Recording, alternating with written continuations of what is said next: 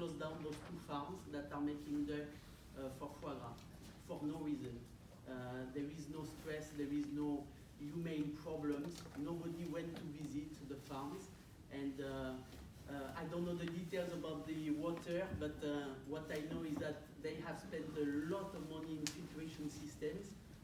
One of the partner farmers in front of me drank the water from the filtration at the farm, and so I'm sorry that Honorable Grower is not here anymore. She is here.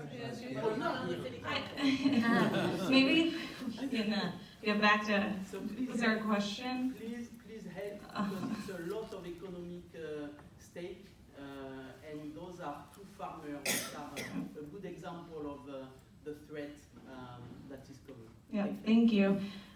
Does anyone else have any questions? Yep. Mark Boyer from the Catskill Center. Eleanor, you alluded to your difficulties that you found in getting products to market in New York City. Can you expand on that a little bit more? What specifically happens, doesn't happen? Yeah, so we, like I said, sell primarily at farmers markets. That was a good way for us to get started, because we could, whatever we had that week, we could take and we could sell, and we kind of, we just did well face-to-face with customers. And then we found it was harder to verbally sell ourselves, market ourselves, rather than just putting out a beautiful spread and having people see that our high quality vegetables.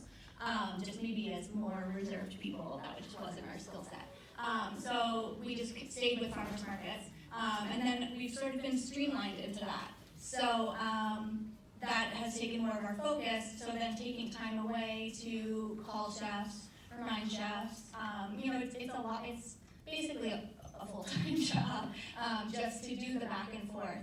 Even just the little bit of wholesale we do upstate takes a considerable amount of my time. In different times we've tried, and then things just kind of end up fizzling out. So having a more streamlined system, which I think also Tiana's going to talk about in the next panel, would, on our end and on buyer's end, help, because both sides of that are very busy people. So it's just hard to make those connections and to make that relationship sustainable. That's a really interesting point, that you think that the kind of visual of putting your products on a table in front of people and not being able to do that from a distance is the difference between why a farmer's market works and why a remote connection doesn't work? I think, well, for us it was definitely, and I think there's also a reason lots of chefs go to Union Square. You want to see it, you want to smell it, you want to taste it, and it doesn't translate over the phone as well. I can tell people till I turn as green as my spinach, that my spinach is so sweet right now, you can't believe it, it's like candy. Or my turnips are like turnip ice cream, but unless I'm like, seriously, try this, you know what I mean? It's just, sometimes it doesn't land. And do you want to say anything more about how to bridge that, or are you going to leave that to Tiana? I'm going to leave that to our much more capable expert on that. There are lots of ideas about, most of industrial agriculture is subsidized. So maybe having, some sort of voucher subsidy system for niche agriculture, or just having, the 607 or other hubs. That's. And really why we're all here today, to figure this out, right? Are there, yep? Now I'm chef and owner of Lighthouse Restaurant and Lighthouse Outpost. I'm curious to know if there was any consideration of using the manure and the methane for energy production. It seems like like that would be a good solution. In dairy farms, the methane is it's all in one spot, so it's pretty easy to capture. Methane,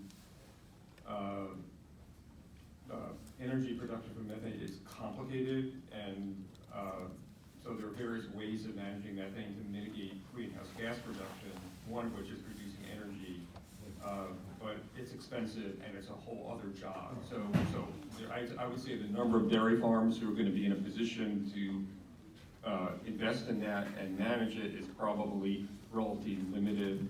Even if you just get like a tiny leak from the methane digester, it's going to sort of counteract the whole process because the methane is going to enter the atmosphere. So I'm with you that it's a great idea. It probably doesn't relate to most of the grazing-based livestock production because the manure is more disseminated, but it's also less of a problem when it's going out and drying out in the field. But for dairy farms, yes, it's definitely a future thing. I can speak just quickly to that. One of the things that we do is we have nutrient management plans. We pay farmers to spread the manure throughout their fields for the best crop production. So we test the soil every summer. We then put it, it's really is payment for eco services. We actually pay the farmer to spread it in precise locations, not only for water quality, but also for crop production. So then when we test that, we then go back with a plan for them to fulfill that plan for the next year and spread it in different fields. That way, production and water quality are that same balance that we talked about before.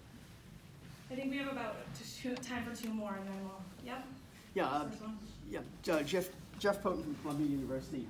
I worked in methane digestion for many years at USDA and USEPA. It's a fascinating technology. When it was first introduced, Cornell University played a big role. It was only feasible for very large farms, and as was mentioned, it required a lot of babysitting on the part of the farmers. The technology is evolving now. The package plants getting smaller and smaller, but they're still really not cost effective for the scale of farms we have in the Catskills. When and if, they will be a great technology, but as was mentioned by the panelists, grass-fed rotational grazing systems actually can be carbon neutral as well, so another good solution that's happening for us. Thank you. Last question? Yeah, I just wanted to, I'm Lynn Kahn, I'm representing Farm Women United from the Adirondacks. So I'm also here to look at how to replicate some of the programs that you're doing, because there is an upstate New York that's north of Albany. And they call it the North Country, so all of that farming, you know, from the Adirondacks and the Lake Champlain, that valley, and across St. Lawrence River, I mean, there's a ton of farming going on there. And I want to echo what was said before, they're desperate. These farmers are desperate. I know 4 dairy farmers all across northern New York, the North Country. They're afraid they're going to go out of business by November 1st. I mean, they're all struggling to pull things together. So there are so many issues.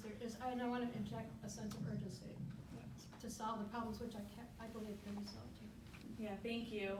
And I think that will conclude our first panel. I just want to end with, you know, we've been working really hard in our region with the farmers, but really everything the Watershed Ad Council is doing in the implementation is directly benefiting water quality and economic viability. And how do we move forward from, you know, really just protecting the water, which is you know, it's a great system and it's working, and how do we move forward with bolstering our food shed as well. And I would like to thank our panelists for being here today on a Monday morning and for giving your time and knowledge, and thank you guys for coming. We have